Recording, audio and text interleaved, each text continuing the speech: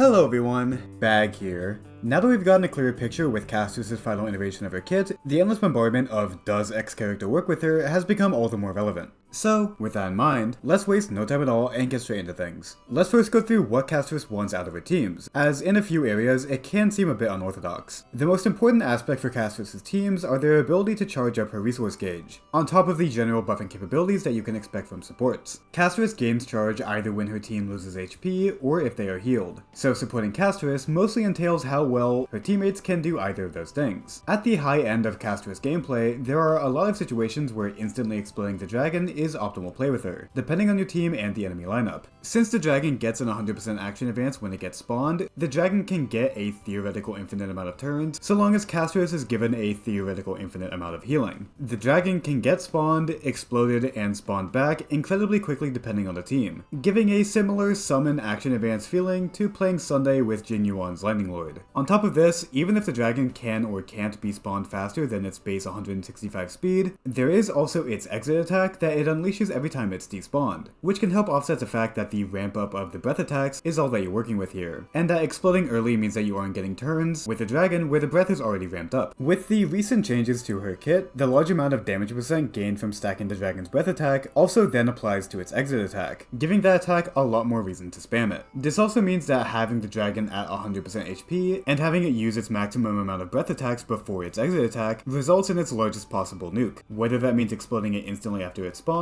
or properly healing it after its ramping up its breath attack, again depends on the enemy and the team. The TLDR for Castorice's playstyle is that you want to keep the dragon alive either when your team in that moment can't heal enough to get it back quickly, which can be an often or rare occurrence depending on how well your teammates can funnel Castorice, or when your team has buffs that can't easily be reapplied to the dragon when it comes back, or if the exit bounce attack has a chance to be wasted, like when there are enemies that you don't care about damaging versus if the boss is single target and will take the full brunt of the bounces. The last reason to not explode comes with the last round of changes, as now the dragon gets 100% speed if it defeats every enemy on the field with its breath attack. This is mostly relevant in the first wave of Pure Fiction, but for any context where you can make use of the speed buff, you should, as it beats out any advantage exploding would otherwise give. All in all, it's not always the best idea to explode the dragon, but the point is that you should look out for it when your team's rotation can support it. So then with that, let's see which teammates can support her in the ways that she asks for. The first unit that we have to talk about before anyone else is the GOAT himself, Gallagher. Gallagher has the highest potential for healing out of any of Castorice's teammates, due to many key factors. Gallagher's Besotted debuff lets any ally heal themselves when they attack a debuffed enemy. This means that allies that attack frequently can funnel a lot of charge into Castorice. This also works well with Castorice's AoE playstyle. As the Besotted state is applied to every enemy, its healing is a lot more potent when 5 debuffed enemies are being attacked at the same time. Not only is Castorice basically an erudition unit in everything but name, so fighting 5 enemies is natural for her already, but a lot of her really good teammates are also AoE hitting machines, which just furthers how strong Gallagher is with her. These synergies is why here, he is actually even stronger than Luocha, but with one major stipulation. Since all of this healing comes from the debuff that is applied with Gallagher's ultimate, if the enemy is cycled a lot, like in Pure Fiction, this healing can become a lot more inconsistent. Pure Fiction is already not Castorice's strongest area despite being an AoE unit, but in any similar content, Gallagher regardless might fall a bit behind his competition. The last thing worth noting is his SP generation, since Castorice actually doesn't use any SP. This means that not only are her teammates much more free to use their skill points, which further ups Gallagher's healing potential with his skill and faster ultimate rotation, but it also means that his SP generation can further help the other teammates to spam their skills, which as we will see can be pretty impactful. So yeah, I would say overall that Gallagher is her most crucial teammate for her optimal playstyle. So let's see how he fits into the larger picture by taking a look at other units. Starting with the other sustains, Luocha, as we said, is a very close second in his healing potential, as his field does the same thing with healing every time an ally attacks. The problem is that Gallagher's healing scales with how many enemies are being hit, while Luocha's is flat by just attacking. In scenarios with less targets, he can heal more, but in those scenarios you really shouldn't be playing Castorice that much in the first place. He does also have the advantage of his field having more workable uptime than the Besotted state, so in Pure Fiction he might actually be a tad more comfortable. He definitely deserves the top tier slot, but below his cheaper competition. Luocha heals a very strong amount, but with no way for other characters to heal during their own turn, she falls behind Gallagher in Castorice's optimal scenarios. One thing worth noting here is that Castorice's max charge per instance of healing is per ally, so Luocha's constant AoE team healing can charge a lot at once. The only thing worth noting is that this instance of healing per ally is only reset when a unit takes action, so doing chains of 3-1 follow-up attacks, like follow-up ult follow-up, might not be optimal. You need to intentionally space out her healing a bit, which might slow things down compared to her competition. Still, she's playing strong herself, just not top tier strong in my opinion. Jiaoqiu is below them, as her attack buff is useless and Castorice doesn't use energy, but her healing can be passable, and her ult can still be useful for the other teammates. Bailu, Natasha, and Lynx are, like, usable, but not really in the same league as Gallagher, so their utility is not really worth discussing. Their healing is just so much lower to where the exploding playstyle is entirely unrealistic, so overall, Castorice's damage will suffer more than you would think with a switch of Sustainer. And then finally with Sustainers, we can just put every Shielder and Fuxuan and Welt into the bottom tier. At this point, I hope I don't really have to explain why, so let's just keep the momentum of the video going by just moving on. Now let's move on to her actual supports. First of all, like with Mydei, let's just quickly put every single primarily attack skilling support in the bottom. Robin can be a tier above with her action advance, sure, but I can guarantee you that whatever second team you're running alongside Castorice, Robin will find more use there 100%. Let's also just go through the other mid-tier supports for now. Silverwolf, Mrs. Single Target Andy, does not work with Castorice's AoE playstyle, and Fugue and Black Swan just don't have the raw numbers to really buff her in any notable way. Sparkle and Bronya are weird. So action advancing the dragon is kind of awkward, since if one of your teammates isn't attacking at all, like say this action advancer, then healing the dragon an adequate amount can be pretty difficult. And on top of this, Sparkle and also Bronya both struggle with the fact that they need to reapply their buffs every time the dragon spawns. Since Sparkle can't buff both Castorice and the dragon, it's hard to get the most out of her potential benefits. Advancing for Castorice would be nice, since Castorice generates a large amount of charge on her own turn,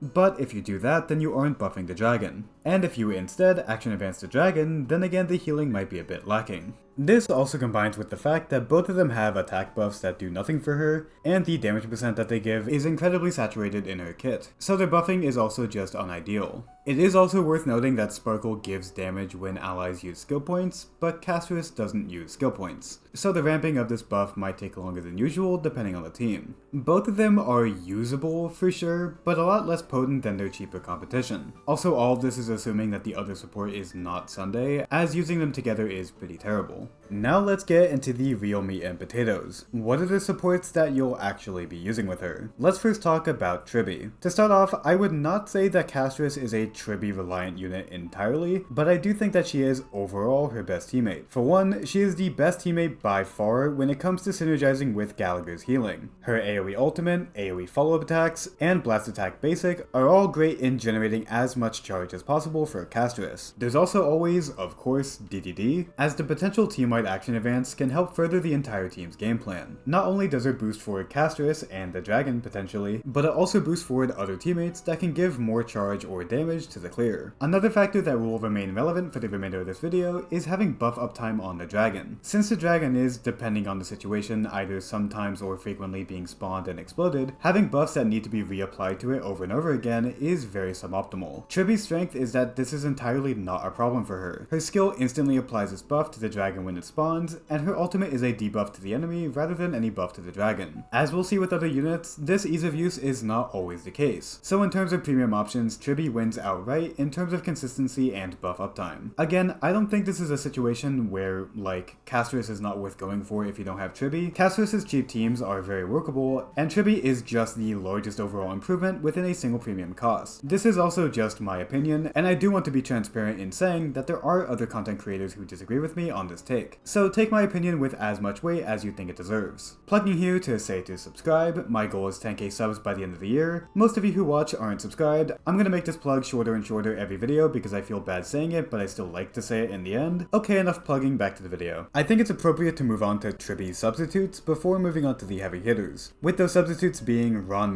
Pela, and Jiaoqiu. From what I've seen, all of these options are relatively close together in what I would call the A tier. Their high uptime buffs and debuffs work well with with the dragon's playstyle. Still, it's pretty clear that all of them are just worse versions of Tribbie here, worse damage amping, worse Gallagher / Luocha healing, and worse personal damage and DDD usage. Like usual in a situation like this, they are for sure usable, but they will be a noticeable downgrade. It should also be obvious that Castorice's best free-to-play team is RMC, Gallagher, and Pela. With that, let's finally get into the real meat and potatoes of this video. How good are RMC and Sunday? Well, first of all, don't worry about either of them being anything other than the top tier, but this is more so just a question of how they compare to each other. I'm going to talk about them together since comparing them directly is pretty appropriate here. Here is the basic rundown of their pros and cons. Sunday, flat out, has the best buffing potential of the dragon in terms of raw damage. And if you just flatly put his buffs into a chart, he will buff Castorice the best out of anyone. The main problem is that all of his buffs do not apply to the dragon when it is spawned. This also applies to the condition in his skill, where the summon needs to be on the field for the damage bonus to be in full effect, which means that Castorice won't get the full damage bonus if the dragon has not been summoned. The thing is, since the dragon is action advanced by 100% when it's summoned, you have no time to apply Sunday's buff onto it before its first turn. You have to just waste the first turn of the dragon before it gets action advanced properly by Sunday's next turn. This can be partially helped by waiting to apply Sunday's ultimate until the dragon is already spawned, but even then you are missing the skill buff, which is the real meat of his buff potency. This problem harshly reduces how many meaningful actions and explosions the dragon can get per cycle, as for every impactful turn that the dragon makes, you have to wait on Sunday beforehand. Now, another positive here is that action advancing Castorice is a pretty good way to get more charge, as Castorice gains a lot from draining the team's HP. But if there's any turn where you are relying on action advancing Castorice to summon the dragon, that's an entire Sunday turn without buffing the dragon once it's spawned, which then further messes with his buff uptime. So,